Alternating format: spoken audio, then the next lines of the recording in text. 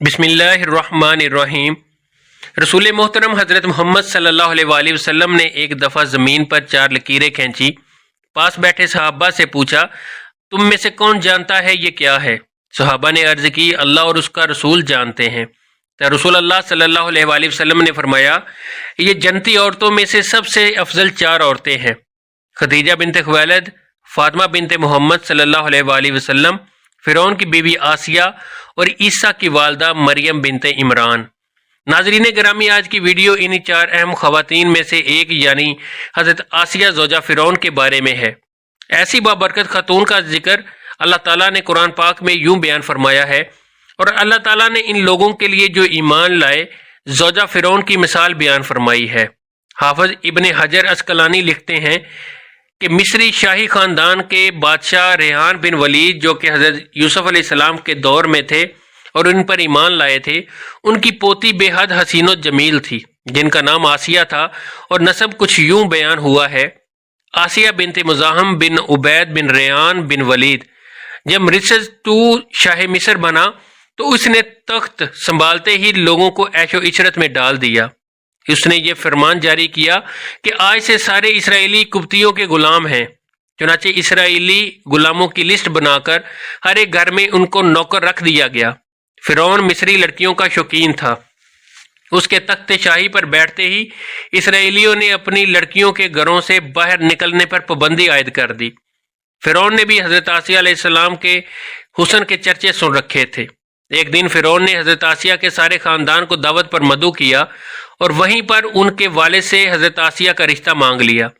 حضرت آسیہ کے والد نے انکار کیا تو اس نے دھمکی دی کہ تمہارے سمیت تمہارے سارے خاندان کو اس محل سے باہر نہ جانے دیا جائے گا، سب یہیں پر قتل کر دیے جاؤ گے، اور تمہاری اولادیں بھی اسرائیلیوں کی طرح غلام بنا لی جائیں گی۔ یعنی بادشاہت کے زور پر حضرت آسیہ اور فرعون مصر کی شادی ہو گئی۔ حضرت آسیہ تو شادی سے پہلے ہی فرعون کے ظلم و ستم کی داستانیں سن چکی تھیں اور دل میں فرعون کے لیے نفرت بھر چکی تھی، لیکن اس شادی میں اللہ پاک کی رضا شامل تھی، کیونکہ اللہ پاک کے پیغمبر حضرت موسیٰ علیہ السلام کو فرعون کے محل میں حضرت آسیہ کے پاس ہی پرورش پانی تھی۔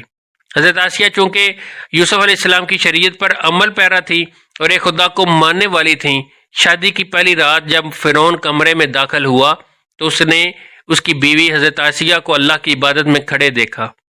ناظرین، یہ بات بتاتا چلوں کہ حضرت آسیہ سے شادی کرنے تک فرعون نے خدائی کا دعویٰ نہ کیا تھا۔ کیونکہ فرعون حضرت آسیہ کی محبت میں گرفتار تھا تو وہ پہلی ہی رات سے حضرت آسیہ کے ناز و نخرے برداشت کرنے لگا۔ اس نے حضرت آسیہ کی عبادت میں مداخلت نہ کی اور انتظار کرتے ہوئے سو گیا۔ اس طرح اللہ پاک نے حضرت آسیہ کو فرعون کی صحبت سے محفوظ رکھا اور وہ آپ پر قادر نہ ہوا۔ بعض روایات اس طرح ملتی ہیں کہ جب بھی فرعون حضرت آسیہ کی خلوت گاہ میں داخل ہوتا تو حضرت جبرائیل علیہ السلام فرعون اور حضرت آسیہ کے درمیان پردہ حائل فرما دیتے، جس سے وہ ساری رات پرسکون سویا رہتا۔ کچھ کتابوں میں لکھا ہے کہ اللہ تعالیٰ نے فرعون کو نامرد کر دیا تھا، جس وجہ سے وہ حضرت آسیہ سے صحبت ہی نہ کر سکا۔ ان سب کے باوجود فرعون اپنی بیوی حضرت آسیہ سے بے پناہ محبت کرتا تھا۔ بعض روایتوں میں فرعون کی ایک بیٹی کا ذکر بھی ملتا ہے۔ آپ کو یہ بھی بتاتے چلے کہ وہ لڑکی انہوں نے کسی سے لے کر پالی تھی۔ فرعون کا حضرت آسیہ سے پیار ہی تھا کہ جب حضرت موسیٰ علیہ السلام ایک صندوق میں ملے تو حضرت آسیہ کے کہنے پر اس نے حضرت موسیٰ کو اپنے گھر میں رکھ لیا۔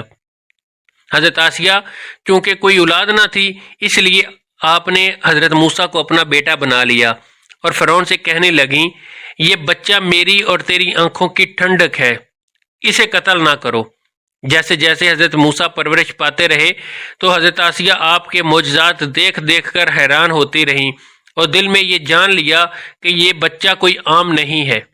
ان کی توقعات کے عین مطابق جب حضرت موسیٰ علیہ السلام نے نبوت کا اعلان فرمایا تو حضرت آسیہ ان پر ایمان لے آئیں، لیکن اپنا ایمان لانا محل والوں سے چھپا کر رکھا۔ ان کا ایمان لانے کا واقعہ کچھ اس طرح ہے کہ ایک دن فرعون کے دربار میں ایک باندی کو لایا گیا کہ یہ حضرت موسیٰ علیہ السلام پر ایمان لے آئی ہیں۔ فرعون نے اس باندی کے 3 بچوں کو اس کے سامنے ابلتے ہوئے تیل میں ڈالنے کا حکم دیا اور ساتھ ہی اس باندی سے کہا کہ اب بھی وقت ہے کہ مجھے اپنا خدا بنا لے، لیکن وہ باندی کا ایمان اتنا پختہ تھا۔ خیر، اس باندی کے سامنے اس عورت کے 3 بچوں کو ابلتے تیل میں ڈال دیا گیا۔ اس کے بعد فرعون نے اس باندی کو بھی تیل میں ڈالنے کا حکم جاری کیا۔ حضرت آسیہ سلام اللہ علیہا نے یہ منظر دیکھا اور اس عورت اور بچوں کی روح ایک نورانی جرمٹ میں آسمان پر لے جائی گئی تو انہیں یقین ہو گیا کہ حضرت موسیٰ علیہ السلام اللہ کے سچے پیغمبر ہیں اور ان کا دین بھی سچا ہے۔ قصر فرعون روز بروز پر آشوب ہوتا گیا اور آسیہ نے فرعون سے کنارہ کشی اختیار کر لی۔ حضرت موسیٰ کا دفاع کرتی رہیں۔ حضرت موسیٰ علیہ السلام کے چاہنے والے فرعون کے سپاہیوں کے ہاتھوں ظلم و ستم کی بینٹ چڑھ رہے تھے، انہیں بے دردی کے ساتھ قتل کیا جا رہا تھا، یہاں تک کہ فرعون نے حضرت موسیٰ علیہ السلام پر ایمان لانے والے ایک شخص جسے قرآن کریم نے مومن آل فرعون کے نام سے یاد کیا ہے، بڑی ہی بے دردی سے قتل کیا، جس کے بعد آسیہ کے صبر کا پیمانہ جھلک اٹھا اور کھلم کھلا فرعون کی مخالفت کرنے لگیں۔ فرعون کو جب علم ہوا کہ اس کی بیوی بھی موسیٰ کے خدا پر ایمان لے آئی ہیں تو فرعون میں غیظ و غضب کی آگ بھڑک اٹھی۔ پہل تو اس نے اپنی بیوی کو اکیلے میں سمجھایا کہ اگر میری بیوی ہی مجھے خدا ماننے سے انکار کرے گی تو پھر بہت سے لوگ سرکشی کریں گے، لیکن حضرت آسیہ نے نہ بات مانی، لیکن فرعون کو بھی دعوت دین دی اور کہا کہ اللہ پاک سے معافی مانگ کر موسیٰ علیہ السلام پر ایمان لے آؤ۔ بہت سی راتیں اس نے اسی طرح جھگڑوں میں گزار دیں۔ جب محل فرعون میں یہ باتیں ہونے لگیں کہ فرعون کی لاڈلی بیوی ہونے کی وجہ سے آسیہ کو کوئی سزا نہیں دی جا رہی تو فرعون غصے میں آ گیا۔ اس نے سب سے پہلے مار پیٹ شروع کی اور خود اپنی پاک بیوی کو سزائیں دینے لگا۔ وہ حضرت آسیہ سلام اللہ علیہ کو پورا دن تپتی ریت پر ننگے پاؤں کھڑا رکھتا اور رات کو ان کے پیروں کے زخموں پر نمک لگاتا۔ اسی طرح کئی دن گزر گئے۔ جب فرعون کو یہ یقین ہو گیا کہ اب آسیہ کو وہ موسیٰ کے دین سے منحرف کر نہیں سکتا تو اس نے اپنی بیوی کو سخت سزا دینے کا فیصلہ کیا۔ حضرت آسیہ رضی اللہ تعالیٰ عنہ کے چاروں ہاتھوں پیروں میں لوہے کی کیلیں ٹھوک کر چاروں کونوں میں اس طرح جکڑ دیا کہ وہ ہل نہیں سکتی تھی اور بھاری پتھر آپ کے سینے پر رکھ دیا گیا۔ ان کو ریت پر دھوپ میں لٹا دیا اور پانی بند کر دیا۔